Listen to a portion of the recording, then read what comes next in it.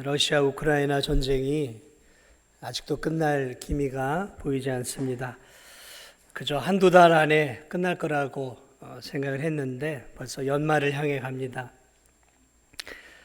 전쟁을 이렇게 연구하는 연구하는 분들은 올해 안에 끝나기가 어렵다는 전망들을 내놓고 있습니다. 이 양국 간의 전쟁의 피해가 어느 정도인지는 사실 우리가 가늠하기 어렵습니다. 그러나 우리가 뉴스들을 통해서 짤막짤막하게 보여지는 그 피해들을 바라볼 때 심각한 그런 후유증이 남을 것 같습니다. 엄청난 인명피해, 도대체 얼마나 죽었는지를 모르죠. 경제적 손실, 또 국가의 주거시설, 기반시설들이 이 우크라이나는 말할 수 없이 파괴가 되었습니다. 워낙 우리하고 비교할 수 없이 땅덩이가 크다 보니까 그런 것들이 이렇게 가늠하기가 어렵죠. 이 우크라이나의 피해 규모만이 아니라 공격을 하는 이 러시아의 피해도 생각보다 큽니다. 특별히 이 통계에 의하면 러시아 군인만 10만 명 넘게 죽었다라고 합니다. 러시아 군인이 그래요. 전쟁은 어쨌든 시작을 하면 안 됩니다. 시작이 되면 이기는 편이든 지는 편이든 모두가 막대한 인명피해와 국가적 손실을 가져오게 되죠. 그러므로 현대나 고대나 현명한 지도자는 전쟁을 일으키는 것이 아니라 주변의 이 국가들과 평화로운 조약들을 맺어서 나라를 평화롭고 안정되게 부국강병의 길로 만들어가는 왕이야말로, 지도자야말로 지혜롭고 현명한 왕이다라고 생각을 했습니다. 지금도 마찬가지죠. 자, 오늘 이 본문의 내용이 지혜로운 한 왕에 대한 이야기입니다.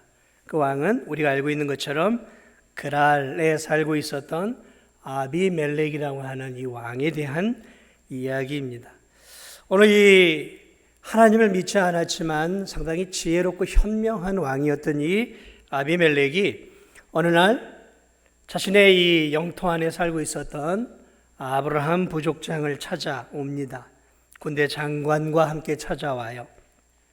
그가 아브라함을 찾아온 이유는 아브라함과 평화의 조약을 맺기 위해서였습니다. 아브라함은 아비멜렉 왕이 자신의 부족과 평화의 조약을 맺는 것에 적극적으로 오늘 본문을 보니까 찬성을 해요. 그런데 조약을 맺기 전에 해결해야 할 일이 있다는 것을 아비멜렉에게 알려줍니다. 그것은 과거 아비멜렉의 종들이 아브라함의 우물을 빼앗은 일이었습니다.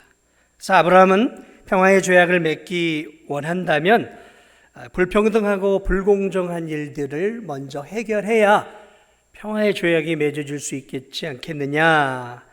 그것을 먼저 바로잡아 달라라고 아비멜렉 왕에게 요청을 하죠. 아비멜렉 왕은 아브라함의 이야기를 듣고 깜짝 놀랍니다. 자신은 전혀 알지 못했던 일이에요. 자신의 종들이 자신 몰래 충성을 다하기 위해 몰래 행했던 일이에요. 그래서 자신의 종들이 그런 잘못을 아브라함에게 행한 것을 아브라함을 통해 듣게 되고 사과하고 그리고 우물을 돌려줍니다. 그리고 두 사람 사이의 평화의 조약이 이제 맺어지고 특별히 이 불가침 조약이 맺어지는 내용이 오늘 본문의 일반적인 내용입니다. 자, 그래서 저는 오늘 이 본문, 이 사건을 좀 더 함께 좀 살펴보면서 믿음의 조상 아브라함은 이 땅을 살아가면서 어떤 삶을 살았을까? 그도 한 지역의 어떻게 보면 시민 아니었겠습니까? 시민으로서 그는 어떤 삶을 살아갔는가라는 것이죠. 먼저 이 본문을 통해 우리가 알 수 있는 중요한 사실은 이 아브라함의 삶 속에는 하나님이 함께 하시는 뚜렷한 외적인 증거들이 있었다는 것입니다.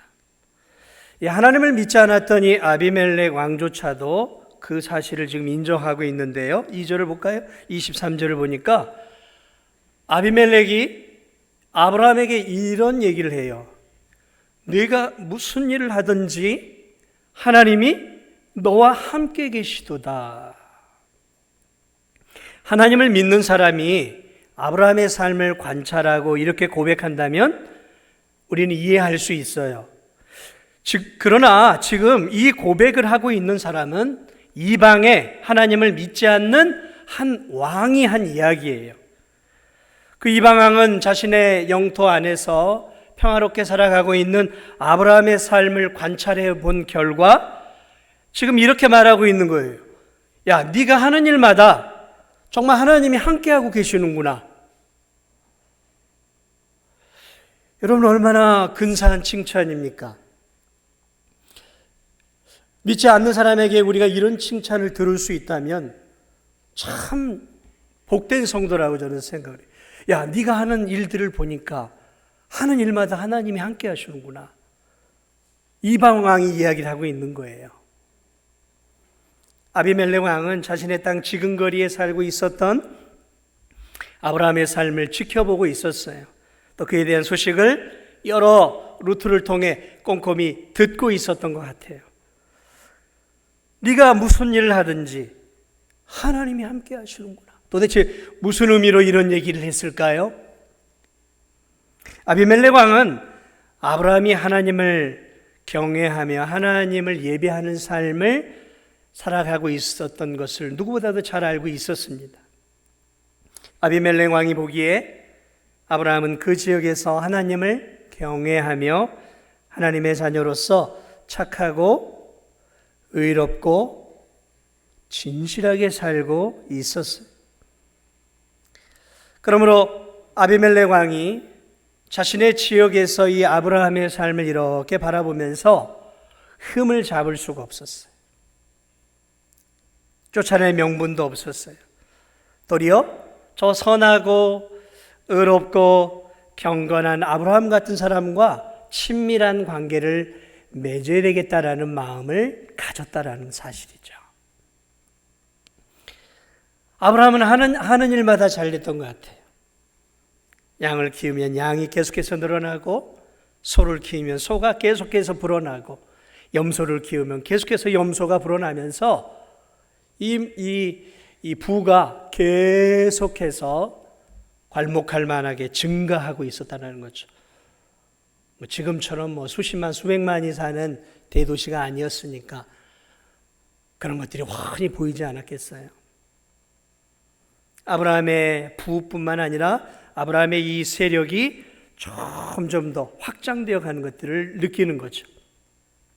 이 아비멜렉 왕이 이 의롭고 경건한 사람이 하나님의 복을 받아 부족이 점점 커져가면서 이대로 가다가 나라가 되겠다라는 그런 두려움과 위기의식을 느꼈던 것 같아요. 그런 마음 가운데 이 왕이, 하나님을 믿지 않는 왕이 뚜렷하게 느꼈던 한 가지가 무엇이었냐면, 저 아브라함은 하나님이 정말 함께 하시는구나 라는 거예요. 하나님 정말 함께 하시는구나.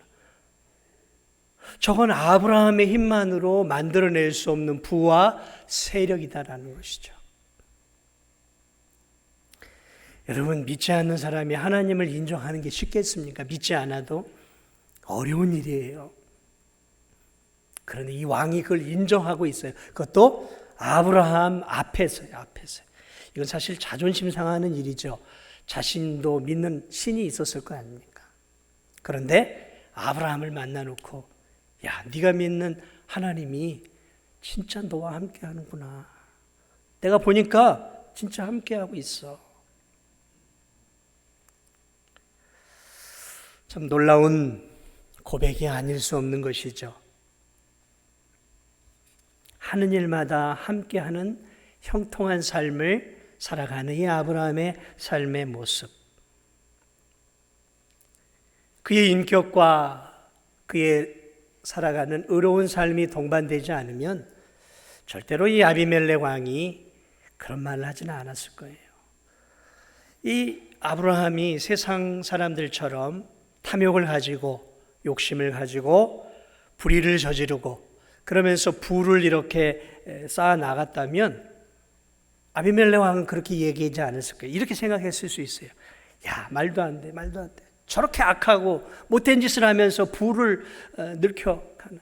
아니, 하나님을 믿는다고 하지만 저렇게 불의하게 살아가는 삶 속에서 저렇게 큰 불을 갖는 것, 정말 하나님 살아계시다면 어떻게 저렇게 하실 수가 있어? 이렇게 말할 수 있었을 거예요. 그러나 아비멜렉 왕은 모든 걸 다 인정을 해요. 이건 뭘 얘기하고 있습니까? 아브라함이 세상 사람들처럼 부를 증식하지 않았다라는 얘기예요. 그는 경건했고 진실했고 의로웠다라는 거죠.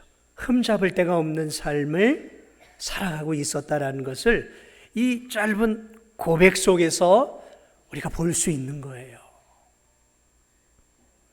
여러분, 나쁜 짓 해가지고 부자 된 사람한테 여러분 진심으로 칭찬해 줄 수 있겠어요?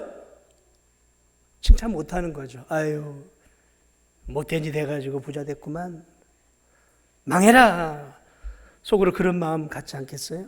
그러나 땀 흘리고 진실하게 살고 베풀고 그러면서 부를 형성한 사람을 우리가 가까이 알게 되면 뭐라고 얘기해 줄 수 있을 것 같아요?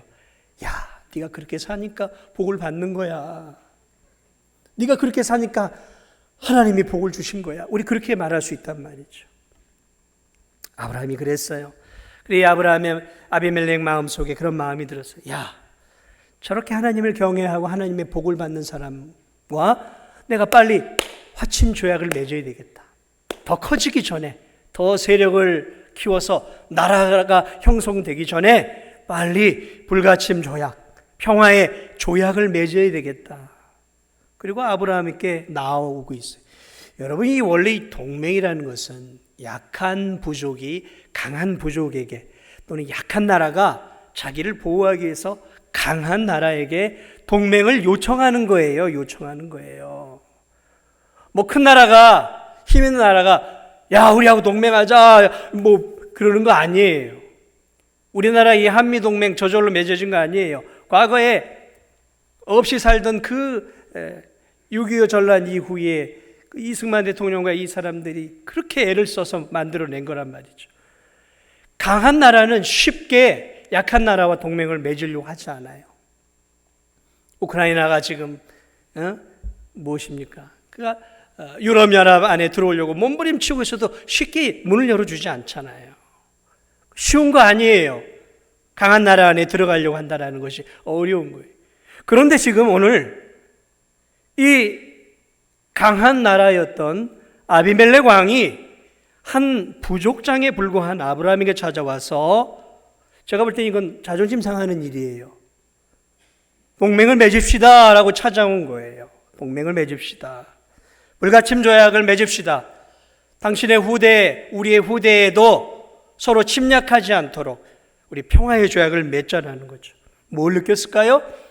하나님이 함께 하시는 것으로 인해 아브라함에 대한 두려움이 임했던 것 같아요. 두려움. 아브라함이 하나님의 복을 받아 더 큰 나라가 될 것이라는 그런 어떤 그래도 그 당시에 선한 왕이었던 이 아비멜렉 마음속에 들어왔던 것 같아요. 그래, 빨리 가서 저 아브라함이랑 친해지자. 이게 그래야 우리나라가 앞으로 더 부강한 나라가 될 수 있겠다. 그래 찾아왔다는 거죠. 저는 이 아비멜렉이 아브라함을 향해 고백했던 이 고백과 동맹을 맺으러 찾아왔던 이런 삶의 모습들을 바라보면서 그런 생각을 해봐요. 우리가 이 진도 땅에서 살아가면서 우리의 이웃이나 우리의 직장 동료들이 우리를 바라볼 때 어떤 생각들을 할까라는 거죠. 어떤 생각들을 할까? 우리가 물어볼 수는 없잖아요. 믿지 않는 내 직장 동료들, 내 이웃들, 나를 어떻게 평가하고 있을까? 아유, 저거 봐, 저 하나님 믿는다고 하면서 자기 이익 남김없이 챙기는 저 철저한 참 봐봐. 아이고야. 그냥 눈곱만큼도 손해를 안 하려고 살아가죠. 하나님을 믿는 사람들이. 우리가 그런 평가를 혹시 받고 있지는 않는가? 내 저럴 줄 알았어. 저렇게 자기 중심적 이기적으로 살아가니까 저 모양 저 꼴로 사는 거지. 하나님을 믿어도. 저 사람은 그러니까 하나님 있기는 어디에 있어? 만약에 내 이웃과 내 주변에 믿지 않는 사람들이 드러내놓지는 않지만 마음속으로 그런 마음을 가지고 있다면 우리는 회개해야 하는 거죠. 회개해야 하는 거죠. 야, 저 사람 봐봐. 저 사람 봐봐. 진도중앙교회를 다니는 저 사람을 좀 봐봐. 참 하나님 얼마나 얼마나 삶이 진실하고 성실해. 자기 맡은 일은 책임감을 갖고 일하고 지역도 살피고 연약한 사람도 돌봐줄 줄 아는 참 이 시대에 정말 참 의로운 사람이네. 의인이네 참. 저렇게 하나님을 경외하고 이웃을 저렇게 사랑하니까 하나님이 저렇게 복을 주는 거야. 저렇게 사니까 저렇게 하는 일마다 잘 되고 자식들도 잘 되고 저렇게 복을 받는 거지. 사랑하는 여러분, 우리의 주변에 있는 사람들은 어떻게 우리를 바라볼까요? 아브라함을 향해 이 이방 왕은 경외하는 마음으로 아브라함을 바라봤어요. 그래, 저 아브라함이 복을 받는 건 참 당연한 거야. 하나님이 복을 주시는 게 당연해. 하나님이 함께 하시 당연해. 저 사람의 삶을 보니까. 야, 저 사람과 가까이 하고 싶다. 아비멜렉의 마음속에 그런 마음이 있었던 거예요. 저 사람과 화친 조약을 맺어야 되겠다. 친해지겠다라는 거 아니겠습니까? 친해지겠다. 야, 저 사람이 다니는 진도중앙교회 나도 한번 나가볼까? 진도중학교 다니면 하나님 믿으면 나도 저 사람처럼 저렇게 좀 멋진 인생을 살 수 있을까? 행복한 저런 얼굴 표정을 가지고 살아갈 수 있을까? 사랑하는 여러분, 아브라함은 특별한 사람이 아니었어요. 성경을 바라보면 아브라함도 우리와 같이 성정이 같고 우리와 같이 연약하고 우리와 같이 적은 믿음으로 출발했던 사람이었어요. 그럼에도 불구하고 아브라함은 하나님의 말씀대로 살고자 애썼던 믿음의 사람이었고 그 믿음의 삶의 증거들이 믿지 않는 사람들의 삶 속에 분명하게 드러났다는 거예요. 분명하게. 희미하게가 아니에요. 하나님이 함께 하시는 증거들이 분명하게 드러났다는 거예요. 저는 정말 하나님 말씀대로 살아가는 삶이라면 하나님이 함께 하시는 분명한 삶의 증거들이, 그래서 심지어 믿지 않는 사람들조차도 열심히 주를 위해 말씀대로 살아가는 삶을 바라보며 저 사람은 정말 하나님이 함께하고 계시는구나라는 것을 여러분 믿지 않는 사람도 볼 줄 믿으시기 바랍니다. 증거가 드러나는 거예요. 증거가. 저는 우리 성도들이 이 진도 땅을 살아가면서 믿지 않는 세상 이웃들에게, 직장 동료들에게 그러한 평가를 받았으면 좋겠어요. 그러한 평가. 야, 저 사람에게 하나님이 함께 하시는 증거가 있구나. 함부로 못하는 거죠. 함부로 못하는 거죠. 더 친해지고 싶고 가까이 가고 싶은 거 아니겠습니까? 오늘 이 사건에서 저는 이 아브라함이 이 지역사회죠. 지역사회, 지역공동체, 한나라 공동체 안에 살아가고 있는 거잖아요. 그 공동체 안에서 대단히 중요한 삶의 특징을 하나 발견할 수 있는데 그것이 무엇이냐면 그는 자신이 속한 지역, 공동체, 그 나라 안에서 평화를 추구하는 피스메이커였어요. 피스메이커. 오늘 이 아비멜렉 왕이 조약을 맺자고 아브라함을 찾아오지 않았다면 성경 속에서 감추어질 뻔한 사건이 하나 지금 드러나고 있어요. 어떤 사건입니까? 아비멜렉 왕 모르게 그의 종들이 아브라함이 고생해서 또 아브라함의 종들이 고생해서 판 우물을 뺏어간 사건이에요. 아브라함 부족보다 더 큰 힘을 가지고 있었던 아비멜렉의 수하에 있던 자들이 자기 땅에서 아브라함의 종들이 우물을 파내자, 야, 여기는 우리 관할이야, 그러니까 그 우물 우리 거야 하면서 굉장히 폭력적으로 그 우물을 강탈해 갔어요. 아브라함은 그들과 우물에 대해 다투지 않고 우물을 그냥 넘겨줘 버린 것을 오늘 이 본문을 통해 알게 되어지는 거죠. 아브라함이 싸우기보다는 자신이 속해 있는 그 넓은 지역에 있는 그 지역 안에서 평화를 위해 손해를 보고 우물을 양보해 주고 있었다는 거죠. 여러분, 이 우물 양보는 단순한 사건이 아닙니다. 사실은 이 고대 시대, 특별히 저 중동이나 물이 귀한 나라는 지금도 마찬가지예요. 이 우물이란 단순히 부족의 그냥 소유물 정도가 아니었어요. 여러분, 이 우물은 생명입니다. 생명. 부족이 생존과 번영, 그리고 이 부족이 강대해지기 위해 반드시 필요한 필수 불가결한 것이었습니다. 그래서 고대 시대에는 이 우물에 대한 소유권에 대한 분쟁과 특별히 우물을 빼앗기 위한 전쟁들이 일어났어요. 부족 간의 전쟁들이. 우물이 없으면, 물이 없으면 부족 자체가 생존할 수 없던 시대였단 말이죠. 그러므로 우물을 뺏어갔다. 이것은 단순한 금전적 손해가 아니라 이 부족의 명운이 걸린 대단히 중요한 사건이었어요. 그러나 아브라함은 자신의 이 우물 소유를 지키기 위해 전쟁을 선택하지 않아요.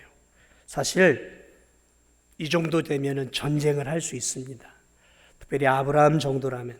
과거에 아브라함은 정예부대 자신의 부족 안에서 길리운 318명을 데리고 저 북방왕 다섯왕을 쫓아가서 물리쳤던 굉장히 화려한 그런 전쟁의 경력이 있는 사람이에요. 그러니까 이 아브라함이 믿음만 있었던 것이 아니라 전쟁에도 능한 부족장이었다라는 거죠. 자신의 부족을 지키고 이웃을 지킬 수 있는 힘을 갖고 있었던 부족장이에요. 그리고 그 이후로 이 아브라함의 부족은 괄목할 만하게 그 부와 세력이 증가하고 있었다는 거죠. 그러므로 그때보다 훨씬 더 강한 부족원들을 가지고 있었다는 거죠.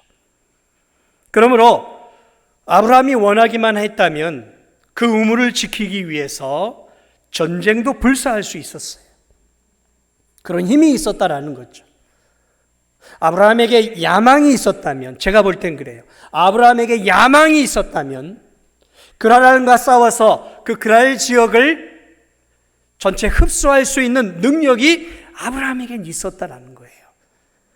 그러나 그에게는 그게 중요하지 않았어요. 아브라함에게는 땅덩이를 넓혀가고 부를 증식해 가는 것, 그게 그의 인생의 목적이 아니었어요. 그에게 더 중요한 것은 자신이 살아가는 삶 속에서 자신이 속한 공동체에서 평화의 공동체를 만들어내는 것을 더 중요하게 여겼어요. 그래서 그는 그들의 잘못을 용서해 줍니다. 양보하는 것이죠. 오래 참습니다. 그래, 피를 흘리는 전쟁을 하기보다는 차라리 우리가 손해를 보자. 그리고 이를 악물고 생명 같은 우물을 그냥 넘겨줘 버렸어요.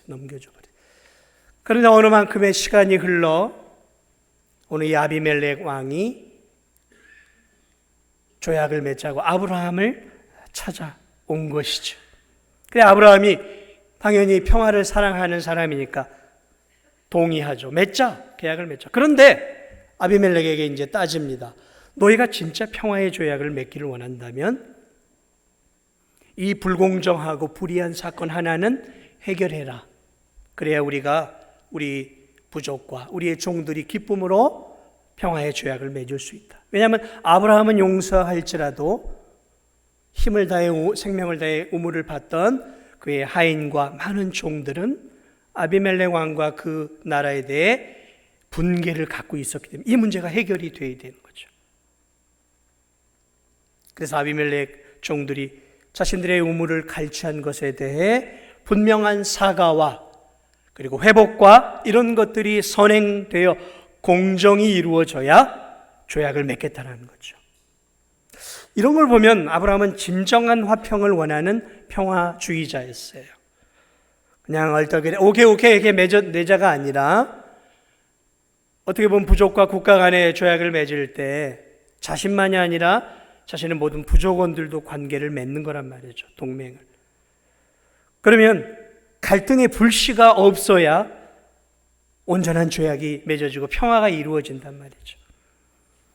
그러므로 아브라함은 참된 평화를 위해 이 우물을 빼앗긴 이 불공정한 사건의 해결을 요구하게 되고 아비멜렉은 자신이 몰랐다 사과하며 우물을 돌려주게 되면서 이 한 부족과 한 국가 간의 그런 어떤 껄끄러운 문제가 해결이 되면서 이렇게 언약이 체결되어지는 평화의 조약이 맺어지는 모습들을 볼 수 있습니다. 저는 이런 아브라함의 이 삶의 모습을 바라보면서 그리스도인이 이 지역의 공동체에서 또 이 나라 안에서 또는 내가 속한 어떤 작은 그런 어떤 공동체 안에서 어떻게 무엇을 더 중요하게 여기며 살아야 하는가를 우리에게 보여주고 있어요. 그것은 무엇입니까? 내 개개인의 사사로운 이익을 탐하기보다는 때론 손해가 오고 때론 내 금전적인 어려움이 좀 올 수 있더라도 그것을 위해서 다투고 싸우고 분쟁하기보다는 그 지역의 공동체의 참된 평화를 위해 양보할 줄 알고 때로는 손해를 감수할 수 있어야 된다는 것입니다. 성도들 가운데는 이 세상, 교회 안에서는 굉장히 너그럽고 관대한데 교회 밖으로 나가서 돈을 벌고 또 어떤 이익을 취하는 일에서는 10원 한 장 양보 안 하려고 하는 성도들이 있어요. 우리가 조금 그런 것들은 생각해 봐야 되는 거예요. 주님을 위해 헌금도 막 듬뿍듬뿍 드리고 다른 성도들 맛있는 것도 사주고 또 뭐 이렇게 교회 안에서 하나님 일 하는 일에 관대한데 저 시장에 가서는 콩나물 깎는데 10원까지 깎는데 10원까지 조금 더 주셔 지금 막 안 주면 막 한 뭉탱이를 가져와 가지고 그거 겨우 팔아서 하루 살아가는 그 사람 마음속에 아픔을 주는 성도들이 있어요. 우리가 꼭 그렇게 살아야 될까요? 악착같이 우리가 그렇게 살아야 될까요? 우리의 공동체 속에서? 저는 그렇다고 생각하지 않아요. 믿음의 성도들은 세상의 삶 속에서 좀 관대할 수 있어야 되는 거예요. 택시를 타고도 10,000원을 주고 1,650원을 거슬러 받아야 되는데 1,650원을 줄 때까지 다 앉아있기보다는 기사님 이건 팁입니다. 여러분 이렇게 하고 나오는 거 얼마나 보기 좋습니까? 악착같이 10원 한 장이라도 1,640원이잖아요. 10원은요. 우리 성도들 가운데 이 정도 성도는 없겠지만 공동체의 삶 속에서 악착같이 내 유익, 내 자존심, 내 명예를 지켜내기 위해서 싸움도 불사하는 그런 성도가 아니라 좀 자존심 상하는 일이 있더라도 내 명예가 조금 훼손되어 지더라도 금전적으로 내가 조금 손해보더라도 그래 내가 조금 참으면 그래도 내가 속해 있는 이 공동체가 평화로워질 수 있잖아. 나 하나 때문에 분란이 일어나는 것보다는 내가 참는 게 좀 낫지 않겠어? 이런 예수 그리스도의 이 사랑의 마음을 가지고 내가 속한 이 공동체 안에서 내가 살아가야 하는 것. 이것이 오늘 아브라함이 우리에게 보여주는 대단히 중요한 공동체 속에서의 삶의 원리. 피스메이커가 되는 거죠. 피스메이커.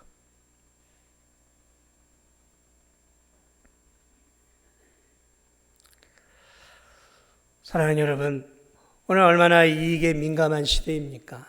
얼마나 물질에 민감한 시대입니까? 세상 사람들은 다 그렇게 살아간다 하더라도 적어도 우리 그리스도인들은 더 큰 가치를 가지고 살아가고 있잖아요. 더 큰 가치. 어떤 가치요? 하나님의 자녀답게 사는 것. 우리에겐 그게 더 중요하지 않나요? 하나님 자녀답게 사는 것. 내가 하나님의 자녀답게 살 때 비로소 세상 사람들은 나를 바라보고 하나님을 평가하는 거예요. 아니, 하나님이 나 때문에 평가를 당하시는 거죠. 나 때문에. 그러겠죠. 나의 쫀쫀하고 나의 이기적인 그런 모습을 통해 세상 사람들은 쫀쫀하고 짠돌이 같은 하나님을 볼 수 있는 것이고, 또 나의 관대하고 용서하고 이해하고 베푸는 삶을 통해 하나님은 저렇게 관대하고 베푸는 삶이 그런 하나님이시구나라는 것을 나를 통해 보여지는 거 아니겠습니까?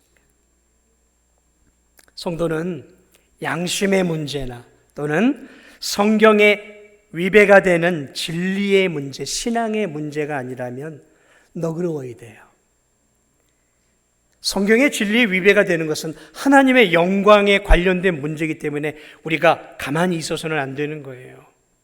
그러나 하나님의 영광이 아니라 나와 관련된 것이라면 하나님의 영광을 위해 내려놓을 수도 있고 포기할 수도 있어야 되는 것이죠. 로마서 12장 18절은 이렇게 얘기합니다.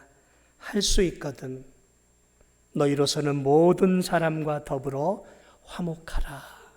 할 수 있거든 뭐 하라고요? 모든 사람과 더불어 화목하라. 히브리서 12장 14절이 이렇게 얘기합니다. 모든 사람과 더불어 화평함과 거룩함을 따르라.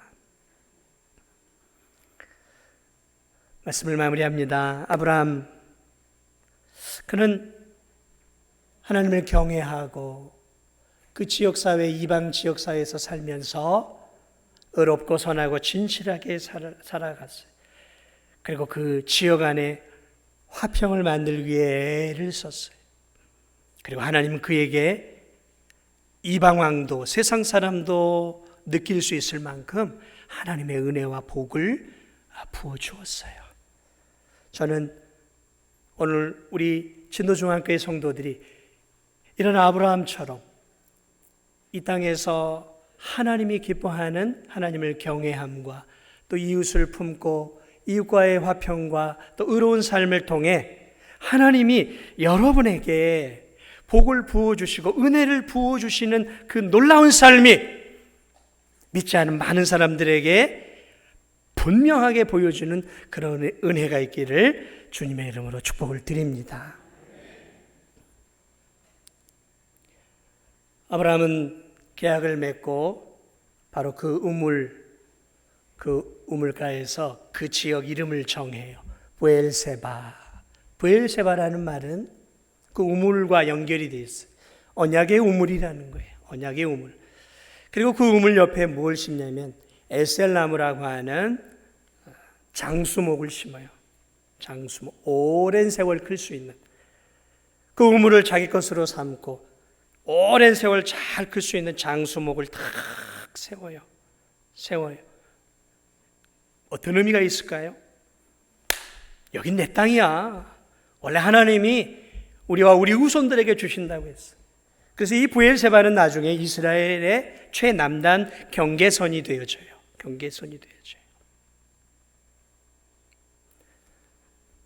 아브라함은 하나님의 약속을 믿고 이 땅에서 그런 믿음을 가지고 살아갔어요. 그런데 정말 중요한 게 마지막 구절에 나와요. 마지막 구절, 거기에 에셀나무를 심고 그가 뭘 하냐면 33절을 보니까 영원하신 여호와의 이름을 불렀다. 에셀나무를 심고 하나님이 주신 땅이야, 여기는 가나안 땅은. 그러면서 영원하신 여호와의 이름을 불러요. 영원하신 하나님 하고 부른 거예요. 영원하신 하나님. 그는 잠시 사는 이 땅에 살고 있었지만 자신이 믿는 하나님은 영원하신 하나님이심을 믿었어요. 그리고 단순하게 이 지역을, 가나안을 기업으로만 주시는 하나님이 아니라 영원하신 하나님께서 자신과 후손들에게 주실 영원한 천국의 기업, 영원한 가나안을 바라보았다라는 거죠. 그래서 그는 영원하신 하나님 부르면서 땅에 살아가고 있었지만 영원하신 하나님과 영원하신 하나님이 주실 영원한 천국의 기업을 바라보면서 그 이방 땅에서 믿음을 가지고 살아가고 있었다라는 것이죠. 여기에 아브라함이 우리의 믿음의 조상이 될 수 있는 중요한 원리가 있는 거예요. 땅에서 하나님의 자녀답게 살아가고 있었지만 언젠간 죽으면 끝나는 인생이 아니라 죽음 뒤에 예수 그리스도를 통해 주어질 영원한 하나님의 나라를 이미 아브라함은 바라보고 살아가고 있었다라는 거예요. 우리의 삶이 그래야 되는 거예요. 이 땅에서 흠잡히지 않게 살아야 돼요. 평화를 만들어 가야 돼요. 그리스도인답게 살아가야 되는 거예요. 그러나 그럼에도 불구하고 우리는 더 영원한 하나님 나라를 바라보고 살아가는 거예요. 영원한 하나님을 믿기 때문에 그 영원하신 하나님이 보내신 독생자 예수 그리스도를 통해 주신 영원한 천국을 바라보면서 천국을 소망하며 이 땅에서 하나님께 영광을 올려드리는 믿음의 삶을 살아가는 삶, 이게 아브라함의 삶이었고 오늘을 사는 저와 여러분의 삶이 되시기를 예수님의 이름으로 축복을 드립니다. 우리 찬양하기